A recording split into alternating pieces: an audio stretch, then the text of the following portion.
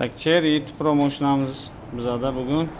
Tak, mashinada problemasi radiatordan suv quyapti buni. Jo'ra bilan ikkovimiz mana Jo'ra ham bugun yordam beryapti. Yangi radiator nalichida bu.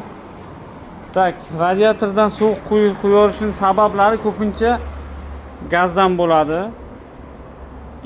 Mana buni krishkasida o'zini stopper bo'ladi. Tiq qilib to'xtaydi. Mana shu narsani sindirganlardan keyin mana bu normadan ziyod qisiladi-yu, havoni bu krishka chiqara olmagani sababi biron joydan uradi. Slab joy qaysi bo'lsa shu joydan uraveradi.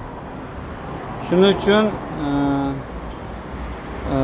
qayerda remont qildirsangiz ham tushunadigan, biladigan ustada remont qildiringlar.